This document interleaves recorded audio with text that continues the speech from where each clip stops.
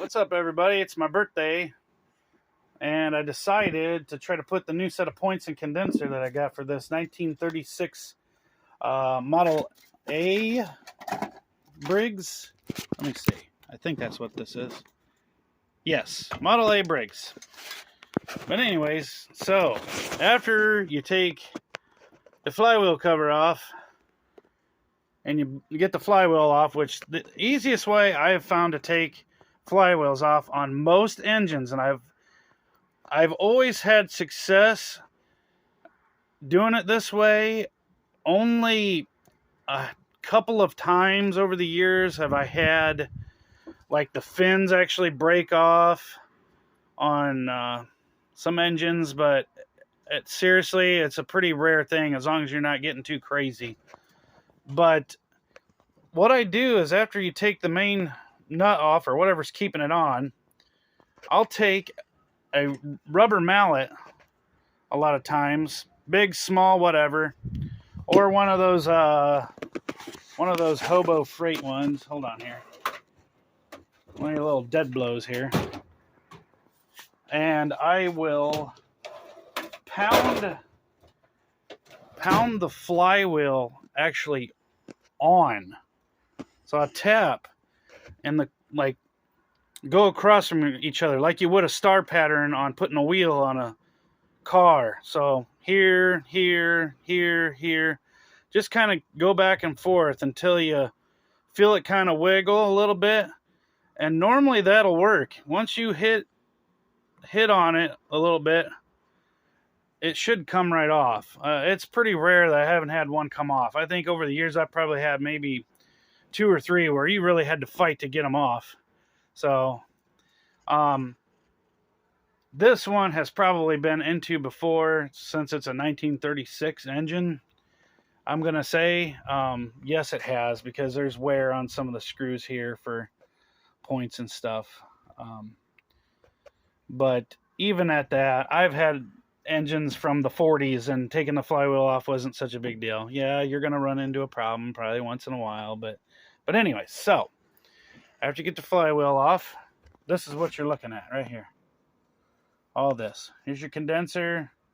Here's a little cover for the points. It kind of keeps any kind of oil, dirt, and debris from getting on them.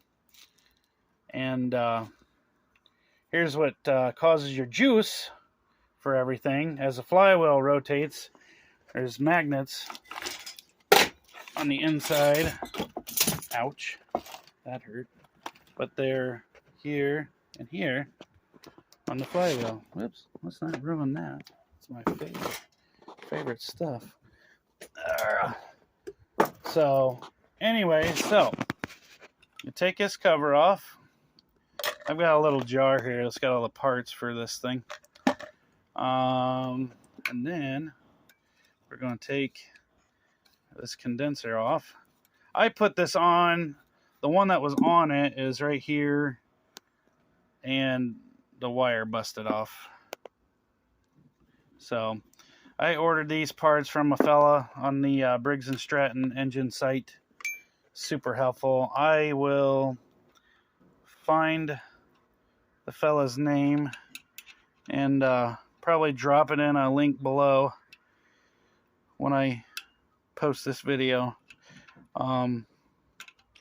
So y'all can, if you need any parts for an old Briggs and Stratton. So, but anyways, so there's that.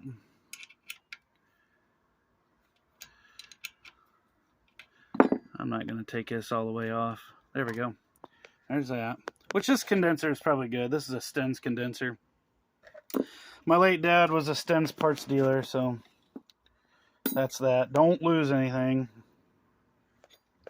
because it's not so easy to find stuff for this. I don't know why. Ha ha ha. Probably the age, maybe.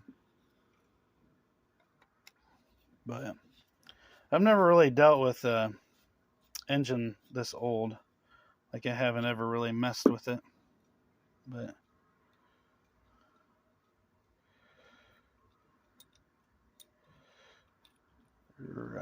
I'll put this. I like kind of putting stuff together so I know how it goes back. Because if you're anything like me, sometimes you're a tater head. Oh, whoops, I do have to take that all the way off. Whoopsie. Forgot. Got to take that all the way off because the wire for the spark plug. The wire for the spark plug is attached to that as well. See, I ran a new wire, a little heavier gauge, but this is what I did. Pretty nice, pretty nice.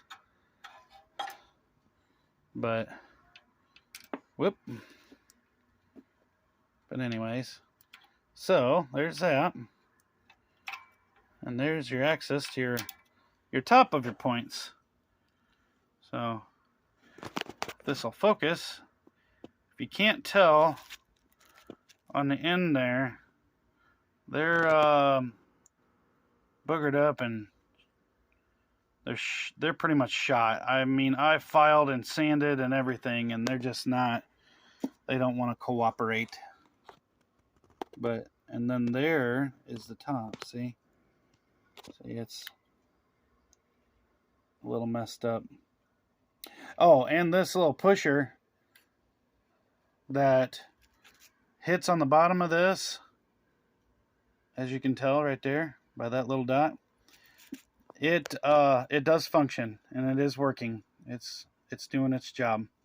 So in case anybody, oh hey, maybe that's not working right, blah blah blah, because it's got to operate to be able to push the points to make them go up and down like so, and it does function. I did check all that. So like I said, I've checked these points. I've sanded them with sandpaper, and then I used a points file, and I've gapped them, and I've did everything I can possibly think of. I mean, I've set points, and obviously I know what I'm doing because I've made several engines run. So, yeah. Now this is like I said, a different ball game, but yeah. Anyways, what I'm going to end up having to do is unthread this. This piece here threads down into this. So I'll actually, what we'll do here, we'll show you. Here's a new point. And you don't want to get your fingers all over these, just so you know. You start doing that, and then they're not going to work. So you don't want to get oil and stuff on them. But here you go. Here's the new one. Right here. Looks pretty nice. And then here's the other piece.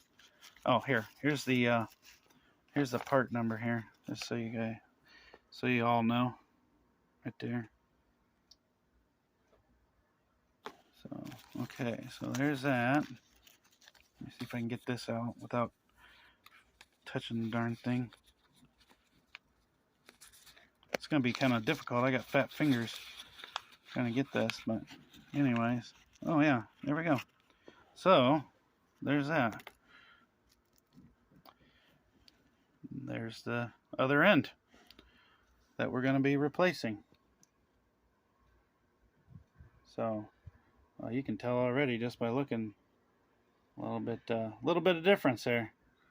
So, and then I come with a little lock-in washer. So,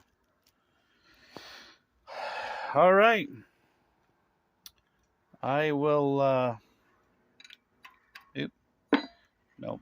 Gonna have to grab a different wrench. But anyways, I will. I'll probably shoot a couple different videos. But anyways, that's in a nutshell what you got to do to get to the points. So not that hard. So all right. Peace. See you in the next one.